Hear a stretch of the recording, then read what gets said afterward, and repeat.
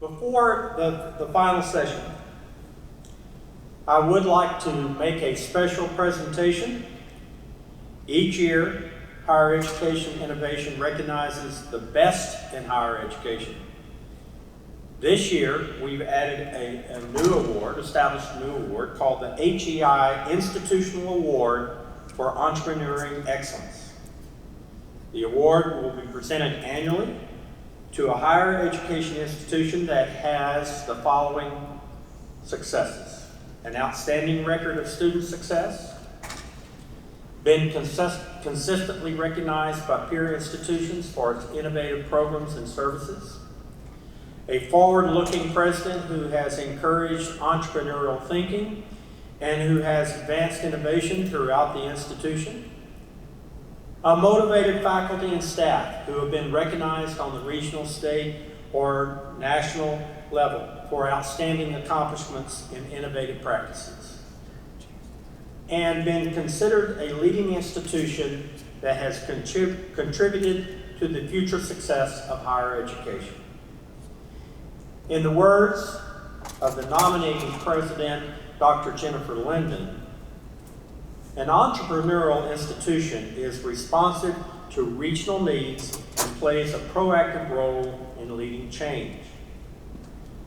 The college HEI is honoring today is absolutely championing change in its community and across the region it serves. The institution has played an important role in multiple institutions, in multiple initiatives, such as the Greater Knox Coding Academy, developing along with employers to meet regional IT talent needs. This innovative, first-of-a-kind program connects students to high-wage careers, and the training can be completed in as little as 17 weeks. The college also developed a sterile technician program for a regional hospital, which improved completion rates and expedited participants' employability. Additionally, this college developed an advanced manufacturing career skills program for the United States Army that created a pipeline for veterans to employment in regional and state manufacturers. This institution is also proud to be the only institution in the state selected for the Metallica Scholars Initiative, which invested $150,000 in student scholarships and created a mobile manufacturing training lab for use by the college. But what about the needs of community college students who usually work at least part-time and many times must juggle family responsibilities? This college switched all of its classes to an innovative 8-week schedule. The result?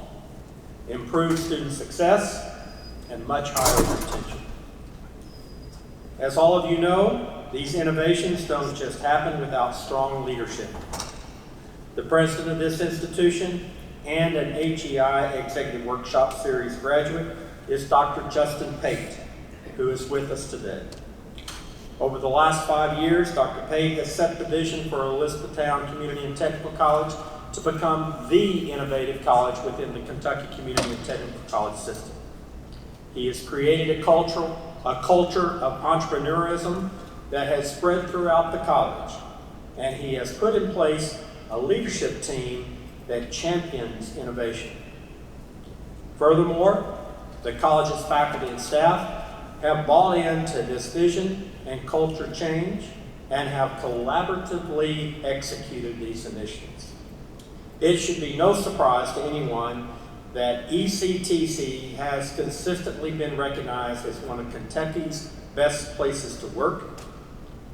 It is for these efforts and more that Higher Education Innovation is proud to present the 2021 Institutional Award for Entrepreneurial Excellence to Elizabethtown Community and Technical College.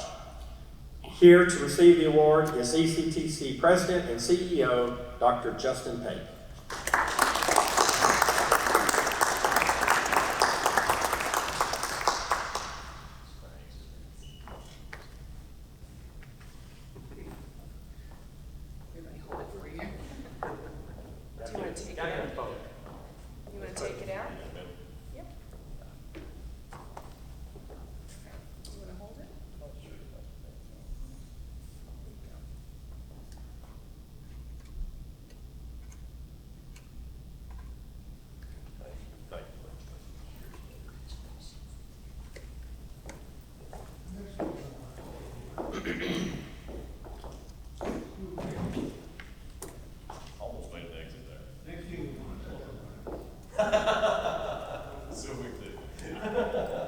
As all of you know, producing a national level conference takes finding good facilities in an attractive part of the country, inviting the right speakers and presenters whom attendees will find interesting and informative, and soliciting sponsors who believe their investment is well spent. We have one such sponsor with us today. This afternoon's keynote address is sponsored by Degree Insurance. To tell you more about the company and to introduce our keynote speaker is Dennis Marshako, President of Degree Insurance. Thank you, Jay. So this is exciting because I now get to go home and tell all the friends and family who said, you're starting a company in higher education where you're going to innovate, so you're going to sell an innovative product to higher education, and good luck to you. I now get to tell them about the kind of innovation that we've just heard about, the award that was received, which is really incredible. And so I wanted to add my words of congratulations. Now, I'm not qualified to actually give Greg's presentation, so I'm going to try to find mine, which is that one right there. I don't know what's going on with the font, but we'll get it on the right track. So for us, why did we decide to innovate? Why did my co-founder and I come together and said there's a problem that needs a solution that a private sector needs to come in and fix? And it's a lot of this, right? So we're now here, colleges are increasingly being questioned, like, is it worth it? Why go, right? There's a lot of terrific things you can do without a college degree. In Chicago, for example, there's a lot of private sector unions who are saying, come to us, we'll give you excellent health and pension benefits, and you don't need to go to college for that, and you're going to be making a pretty good living. So what is it that we're telling students? And this is actually interesting because Dr. Thompson earlier spoke about innovation should not just be in response to like the most recent crisis. So we think of it as it's before COVID, right? So I have no idea why there's a crossover through before COVID. This is like, I'll blame somebody for that, not me, obviously. But that's what we see even before the pandemic, which is students aren't showing up. And if they are showing up, they're not graduating. So the question is, what is it that we can do to help them see the value of a college degree, which you don't get when you complete 1 out of 4 years, right? Nobody gives you credit for 1 year of college. In fact, it's the opposite signal. You're better off not going. Going to college, we all believe, is a fantastic decision. So why are students not seeing that their way, and what can we do to help them? Our solution to that, and that's what Degree Insurance does, is we came up with a guarantee. We said, higher education is an investment. You make an investment in yourself. You're spending 4 years, 2 years in a community college, what have you, to improve your career earnings, right? To improve what you got to do with your career. And it's uninsured. Any other investment market out there is insured. You can find insurance for just about any investment, not for a college degree.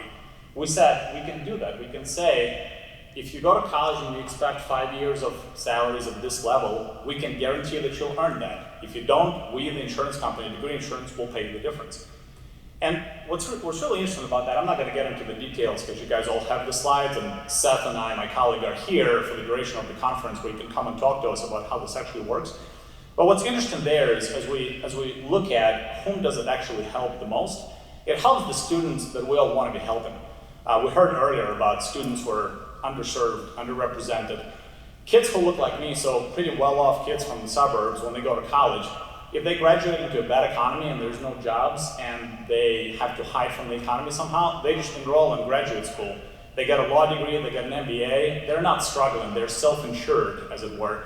But first-generation Americans, the poor in this country, they're the ones that get left holding the bag because they're not going back and taking on more loans to go to graduate school. They're actually hurt by the bad macroeconomic environment when they graduate from college, so we can help them a lot. And the most recent example,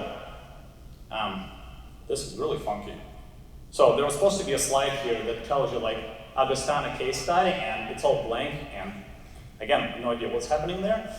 But there's a slide like that on our table, which actually lays it all out, and I'll tell you about it in 5 seconds. So at Augustana College in Illinois, we introduced a pilot in the 5 weeks before the enrollment closed to help Augustana enroll transfer students. They were expecting to get a couple of more from the 39 or so that they've had. With Degree Insurance, they enrolled 20% more transfer students, and they've actually accounted for the melt that happened to them that they weren't expecting, which means they were otherwise would have lost about 11 to 12 students. They have overcome the melt with new students coming in, and they've ended up with the numbers that are overall 20% higher.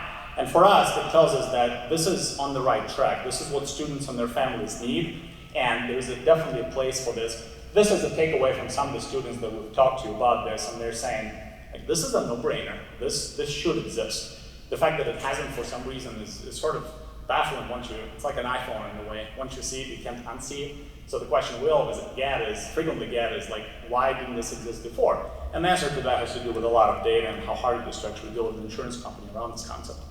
So that's us. Come talk to us about it. And I'll stop here with degree insurance stuff because Jay tells me you guys didn't come here to listen to me for a half hour. But we did come here, I know I did, to listen to our next keynote speaker. And that's this afternoon. I'm going to read now because there's like a bunch of stuff here which makes me feel really inadequate about my own achievements in life. So I think I should read this actually from the page. So we're fortunate to have with us as our keynote speaker, Dr. Greg Lehmann, one of the nation's premier experts on innovation and entrepreneurism. Dr. Lehmann is a black belt in innovation engineering system.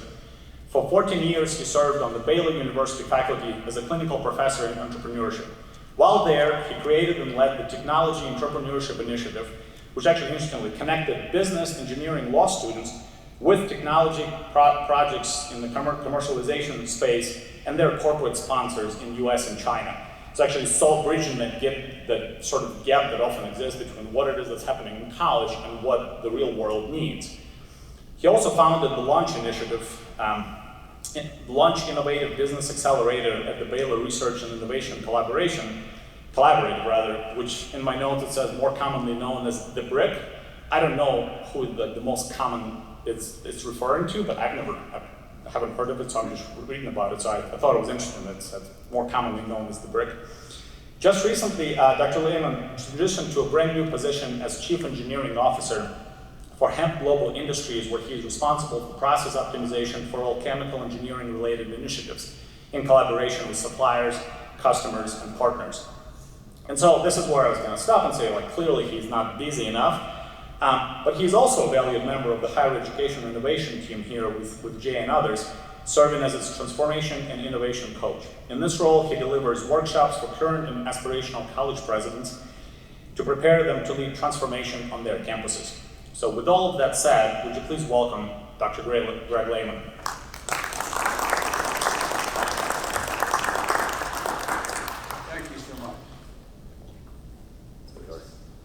Thank you for the innovation that you're bringing. I'll tell you as kind of a side note, a friend of mine has been saying for some time that what should be possible is you could invest in a student and do it in return for some kind of share of earnings or something. So it's kind of the same bet. But I think your solution is a lot more elegant, and I wonder if there aren't investors who would help fund such a pool. But I wanted to make a couple of remarks before I dive in. First of all, I think this has got to be one of the most exciting times ever to be leading a higher education institution. Last evening we heard that pretty much any industry you look at is starving for talent.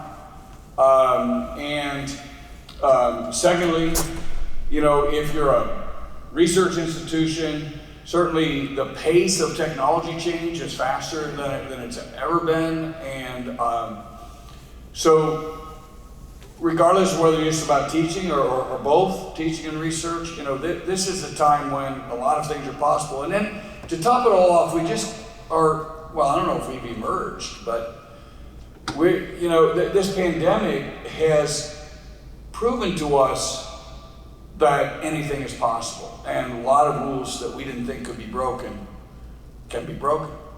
We just need to do what needs to get done, and so I think it's creating a space to say needs are very high, and there's room to innovate. We not only must we innovate, but we can. Something one of you said, someone said earlier this week about the need to kind of tell prospective students what's possible. It inspired me to tell you how I accidentally became an engineer. I knew what I was going to do from the time I was 10. I was going to be an architect. I had my own drafting board. I loved drawing house plans. I loved decorating houses, helped my mom wallpaper. I mean, there was no doubt. I took every drafting class and art class I could find. I was going to be an architect. And then I got this 3x5 postcard from a little school in Indiana called Purdue. And they said, based on your SAT math score, we'd like to invite you to come down and check out engineering. I said, why would I go build bridges when I can design houses, right? But I wasn't real busy that summer, so I went.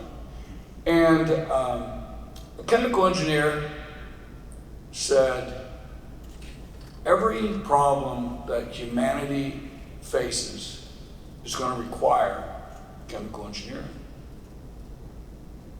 Whether it's environment, whether it's food, whether it's medicine, whether. And I said, well, dang. Even though I hate chemistry, I think I better try and be one of those. And so it is worth telling people what's possible. You don't know who you might inspire. And as I eventually made it my way to Baylor, I kind of got to become an architect again, but it's a different kind. I'm now, got the chance to design systems for innovation. I did that in the corporate space and then in the academic space a little bit.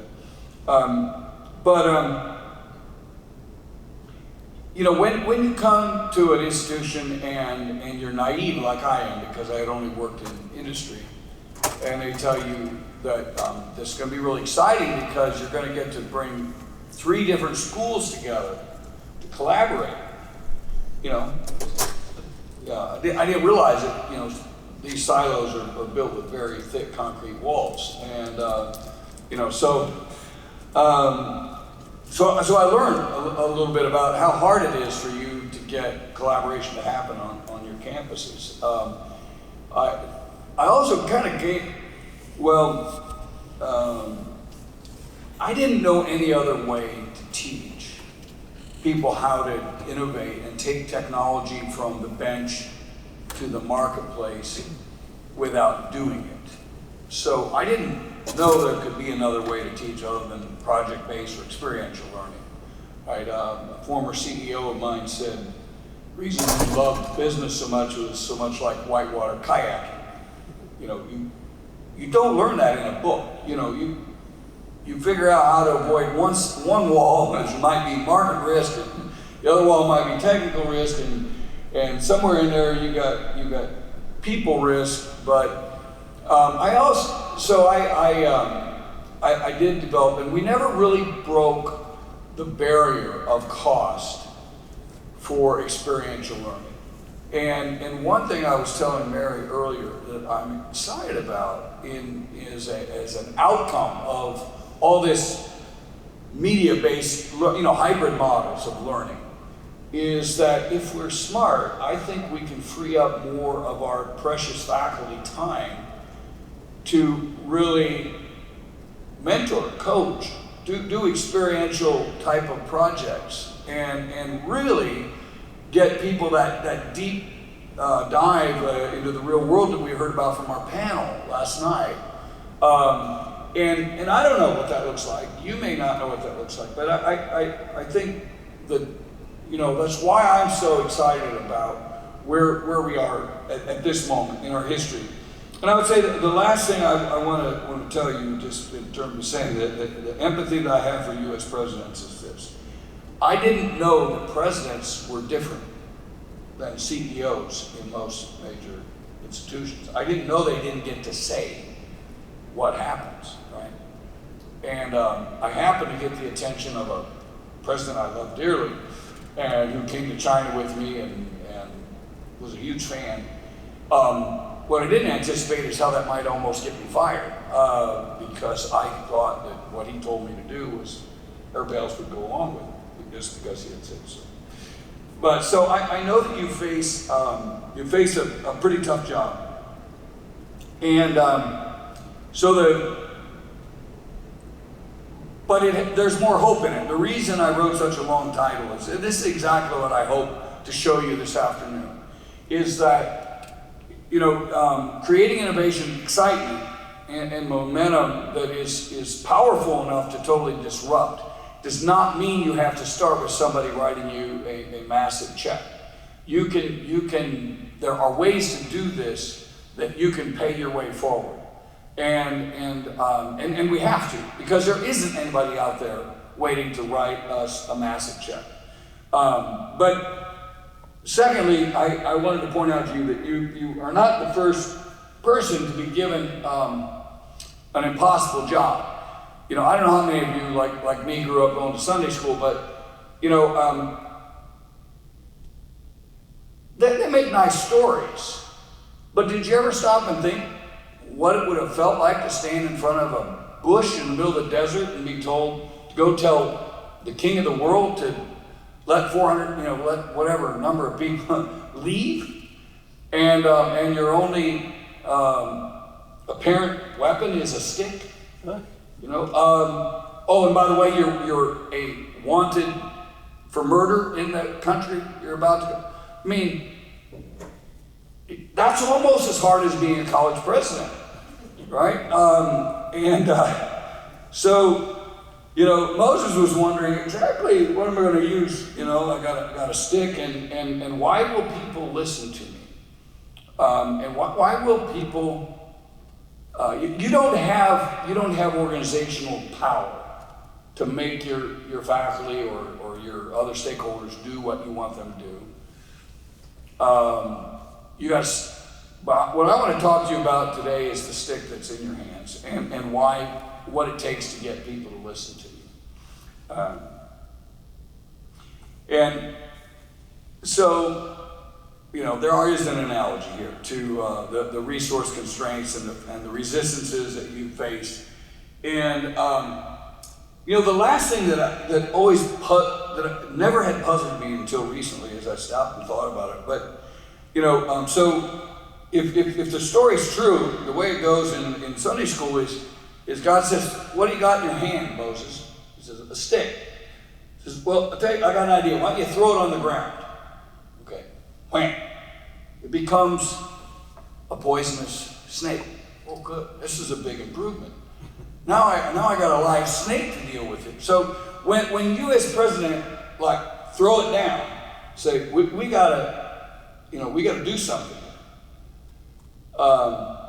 It can kind of turn into a snake. If you pick it up by the wrong end, it can bite. So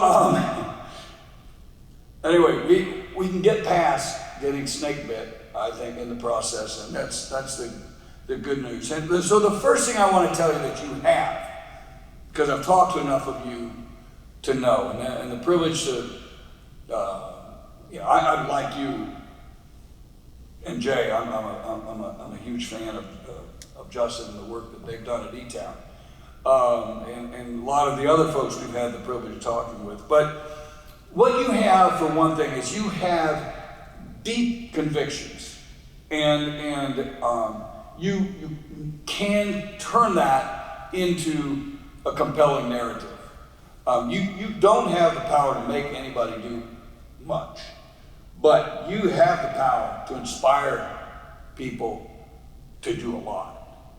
And you do that, as we've heard from other speakers already this weekend, or this week, is communicating in the right way. And that's the first step. And we're gonna talk a little bit about that this afternoon. What's it look like to have a compelling narrative? So I'm just ask you the same question I asked a couple of presidents earlier in the workshop. So I think we've all, just to say it this way, we've all heard stories to which our reaction was, that's unacceptable. something has to change. My friend Robert Darden here saw that black music was going to be lost.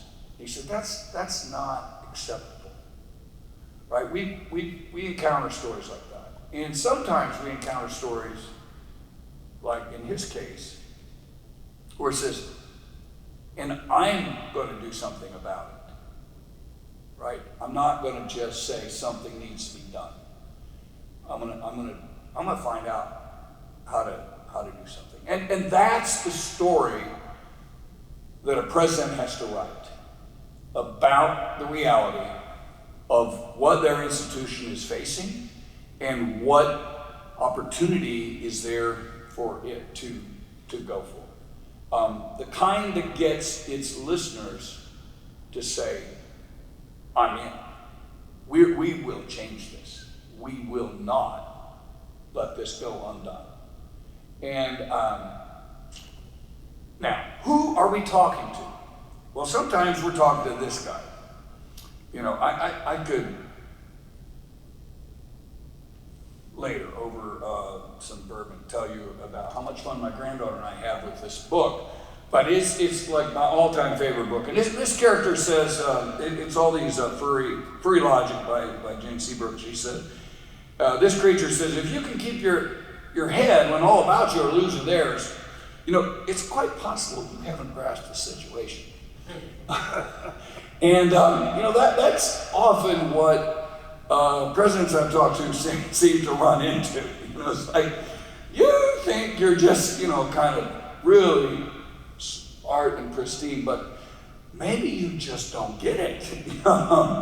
So what we have to do is articulate the transformation imperative that kind of removes that opportunity to not grasp the situation. So what's that mean? Well, I'm going to give you a bullet list of things that you can draw from. First of all, you know, what are the current realities that mean status quo is a death spiral, right? And we could write that as a group for higher education. We could break that into liberal arts colleges and community colleges, and you know,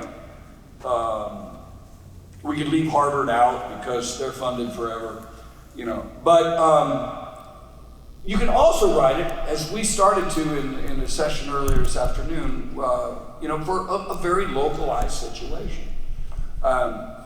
It's important that people understand status quo means we die. Secondly, though, and what's much more fun to talk about, is what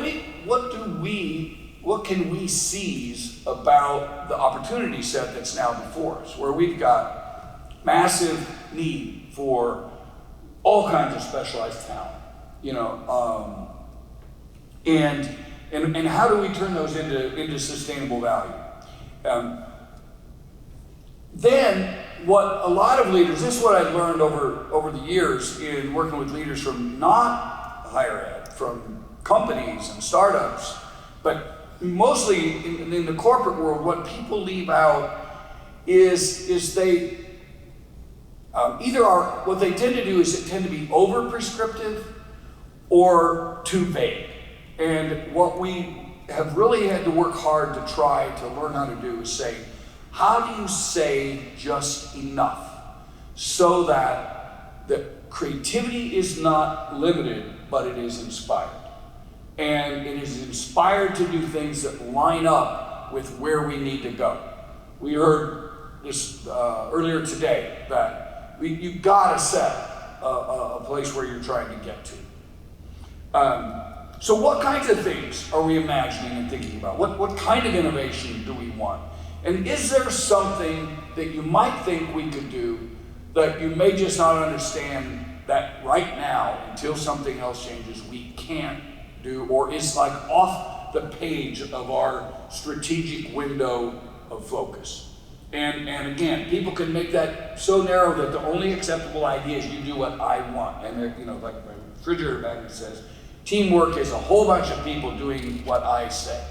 Right? That's too narrow. Wide open is when you have a medical research facility and somebody thinks it's a good idea to start a chain of pizza trucks. In between there, somewhere there's a Goldilocks, right? And then, how much time do we really have? Right? That's important. If we don't tell people that, one of two things can happen.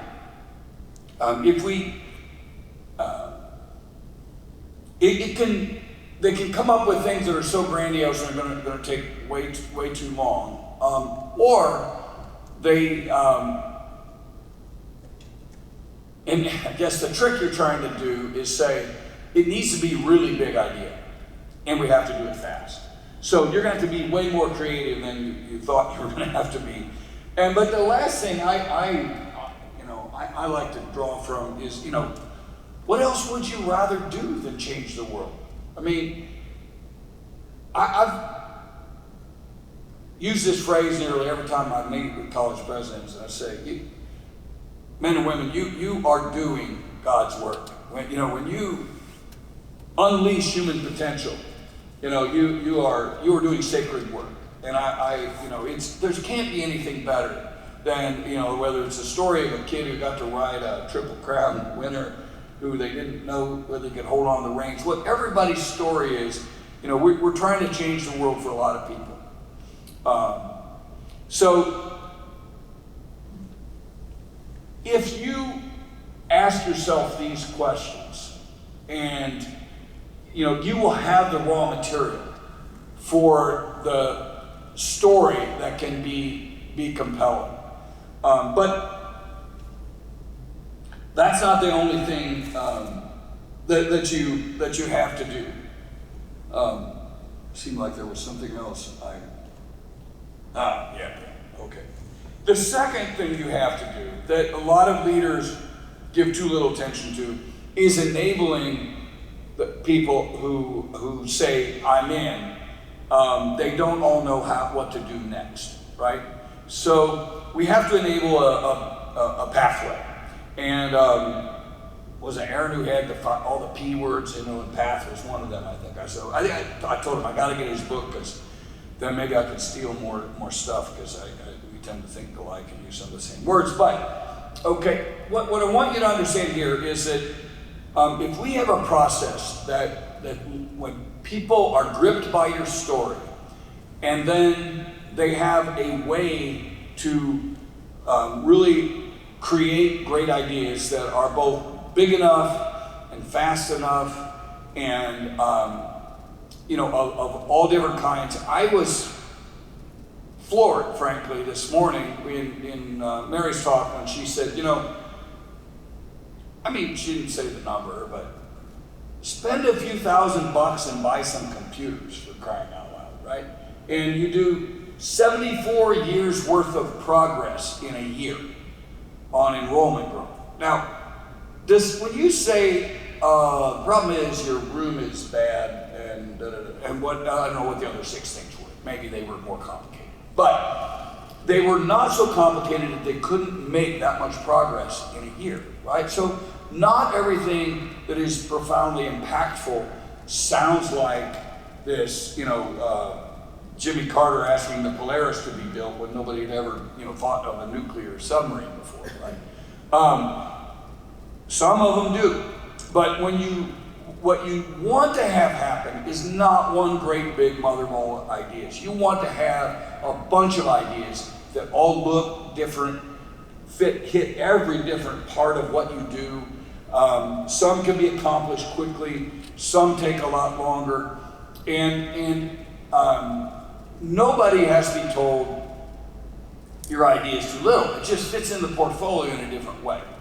And the really great thing about that mentality is then you can take some of those things that you can do in a year and get a burst of enrollment or whatever it is, and you can pay it forward. You can pay for what comes next.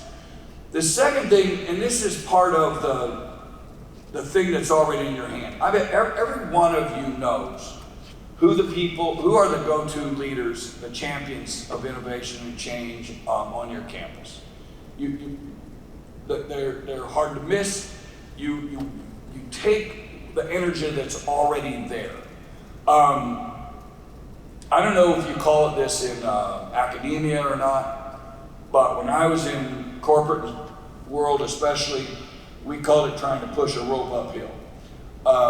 It just don't go very good, right? And I've spent now too much of my life trying to convince people that innovation is necessary. And I finally decided must not be my job, or I'm no good at it, one of the two. But if I can help people do the innovation that they already know they need to do, that's a lot more fun. And you have those people on your campuses. And what you learn to do is pull them together, accomplish something that blows people away, it draws more people to the crowd, and pays for your next round.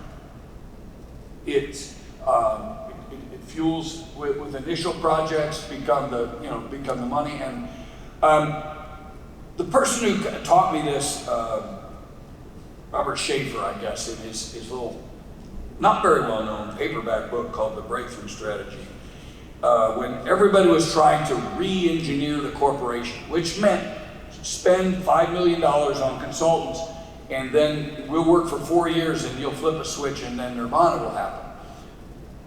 No, it didn't. He said, what you want to do is be extremely strategic in the way you pick a project and its leader. You want somebody who's already sold on being an innovator, and you want to pick somebody working in an area that when they blow this thing out of the water, it attracts the whole next round of people. They're visible enough, and other people will be surprised enough that they lose some of their, and they start getting jealous. We want some of the fun. So that's really what you're looking to create. Because if you create a pathway for people to do this, it's my personal conviction that it's not a false thing that many of our worldwide religions teach us, that we're connected to the divine. So human beings are almost inspired human beings are almost limitless in what they can do, and so we can expect to do a lot with a little, because we're not alone in this. So I couldn't resist giving you one more piece of profound advice from our feathered friend here. Says, if at first you do succeed, try not to look too astonished. But what you want to do is look like you knew exactly what you were doing, and you know how you're going to leverage that. That's almost your whole job. But let me switch gears a little bit and show you what this looks like on a little more practical level. So the first thing that's embedded in all this is the fact that a well-articulated, a compelling story really does evoke a response. And that's when you know you're there. It's sort of like the guy who said, if you think you're a leader, turn around. If there's nobody there, you're not a leader, right? Well, if you think you've got a compelling story and nobody's saying, oh, I know I can help, keep working, right? You need to get there. And the other thing I want to say about that is, you are not who you're writing the story for. So, writing a story that would have got you up out of your chair isn't necessarily the story you want to write. And it's not the story that gal down in the English department who's always the innovator, that they would respond to. You get her for free. All you got to say is, I got something new to work on, and she's there. You got to think of your worst, grouchiest critic who you need. If you don't need them, then okay, we'll get to them later. I'll show you how. But you have to write the story that gets ideas from some of the people who don't tend to show up soon, early, all right?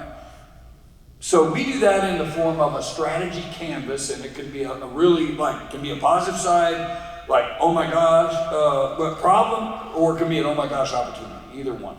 And then what happens when that's well done on that strategy canvas, then anybody who hears about it, reads it, can be shown how to put their idea in a pretty complete form through what we call a concept canvas. And this is meant to solve a very specific problem. One is you have a system, you have to create the pathway.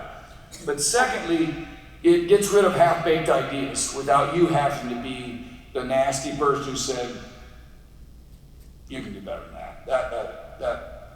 What about, you don't want to have to be that person. You want them to look at the form and the process and say, if I haven't done the math on how this is going to pay for itself within the window that my president said it has to pay back within 18 months, then I either have to fix my idea or something, right? You let them be the bad news bearer to themselves until they get it complete. And then these dump into a funnel, and you go from defining it, that's done when you get the canvas written. Then you figure out what's the easiest, quickest set of experiments I can do to find out if it's going to work without spending much money, and then you develop it and finally just go deploy it. What I wanted to do before I move on, and let me see if I can make this pen work. I'm a Mac guy, so I don't know. That might be asking a lot. But here's one thing that, let's say we start with this idea. What should happen as you experiment is not that it gets half that size, but it gets bigger and more sure. And then it gets bigger. Man, I'm no good at that. And I don't even have one over here, so I'll just create one, right? People who use these kind of systems find that the opposite happens of people who don't. In many organizations, you get great big ideas, and you hope they aren't completely down to 4 cents worth by the time they get through the funnel. The people who do this well grow ideas an average of something like 30 or 40% during their pathway from idea to execution. That's another good way to measure how you're doing, is does your organization does it get bigger as you go? So, 4 things are true about this. I don't know how to make this pen disappear. Maybe it will when I go to the next slide. But point 1, ideas flow from strategies. And secondly, portfolios are powerful. People don't invest in one thing at a time who are good at investing.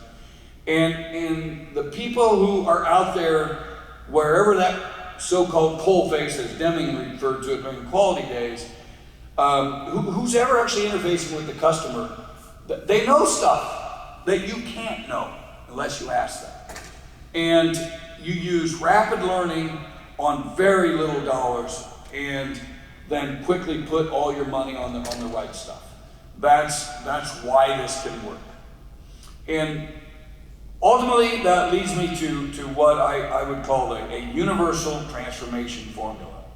And it has 3 parts. Start with a compelling narrative. And so who can do that is the leaders. Compelling narratives come from leaders or from people who stand up and lead. They don't have to have a formal title. But why transformation is needed, what kinds of ideas, and what kind of constraints. We talked about that a little bit. Secondly, what you end up with if you give people the right stimuli and the right tools is you end up with not only transformation ideas, but the ones that are aligned with where you need to go strategically. Am I getting? I got up here kind of late, so I don't know when the ending time is, but I guess Jay can yell at me. I'm almost. We'll get there quickly. Well, what happens is usually the people who tend to be your innovators come up with those, and that's great. You get your creativity pipeline, and it's people all over the organization who just have that mindset, and can be for all different scales. But the 80% who aren't in that group are not worthless people, right? There's another role, and that is to stay grounded in reality, right? And there are people who are really good at this. If you trust me to my own devices, I'll go broke, because I'm too risk friendly, right? I need people who say, yeah. And let's make sure while you're doing that we don't forget that this is true, right? So you do rapid tests and redesigns, and that's where you often can pull in these people I would describe more as caretakers. They are caretakers because they care, not because they're grouchy, right? Oh, some of them do because they're grouchy, right? Obviously. That's different. But the second, so far I've told you there are a couple of jobs of leaders. One is create the innovation, the narrative. One is to provide the tools and the stimuli, and kind of manage this process. But there's another one, and that is that you have to create a culture that encircles the whole thing. And culture, along with vision and tools, is what it takes to create transformation. So how does all that come in? Certainly vision here, tools can come in, and culture is pervasive. But if you don't pay attention to all of those, it doesn't happen, right, Mary? I mean, you've been on a lot of campuses, and somebody once said, and engineers hate it when they say this, so I've had to finally concede it's true, because we think if you get the process right, everything works. But there's this saying that culture eats strategy for breakfast, right? It's not that you don't need strategy, but if your culture is one that kills ideas all the time, it kind of eats. and a half decent strategy in a wonderful culture where you can keep adjusting and doing all that can kill it, right? Why did it work? Anyway. So that's part of your job too. And the last thing I want to point out, because often you deal with that 80% that seem like they're always against it, right? Well, here's how it can work differently than it was originally described when they were talking about farmers adopting various technologies. They described it as it starts with a few people, and then it gradually gets more begrudgingly to the other side of the page, and the people who still wish they had a dial phone finally, either they die or they get a push button, or at least, if not a mobile phone. But it can actually, when you're managing a process like this, it can work differently than that. And that is this, that these people who tend to be this pragmatic majority are able to be engaged when their expertise is valued. And they see a way to jump in. No, you're not putting me on no dadgum year-long committee, I've got things to do, no thank you. But, you need to know about that. I could come and join that team for a couple rounds and teach them because I'm really smart about it. That kind of an engagement works really well, and then sometimes they actually get a little infected by the whole thing and start being more interested. But think of them as people who can become early adopters if it's the right situation, rather than ones who never will.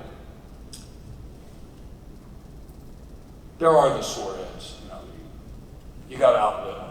I don't know what else to do with them.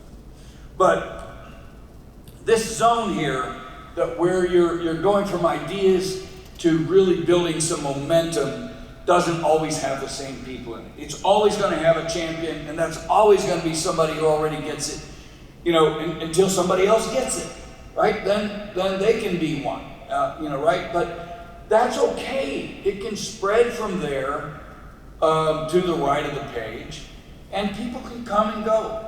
It's really okay, and it's a lot.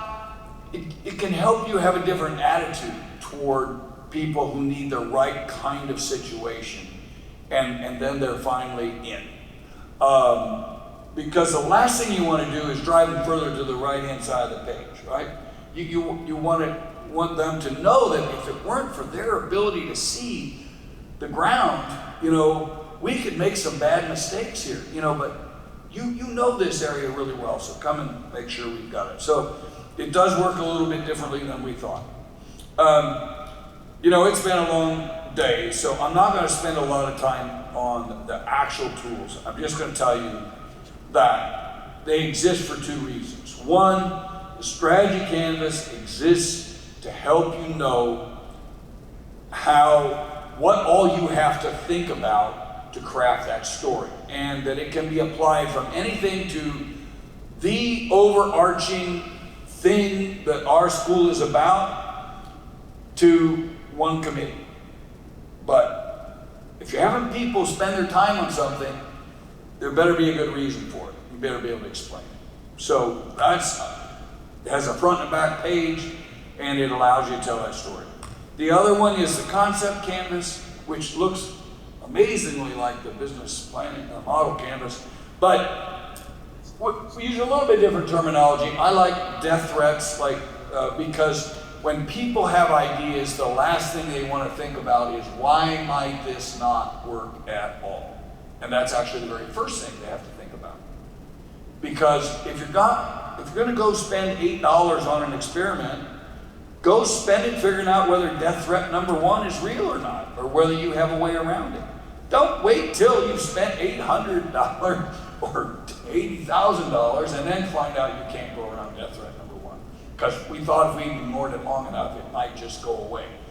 But when you hold people accountable on their ideas to doing the work and doing the quick tests and so on, then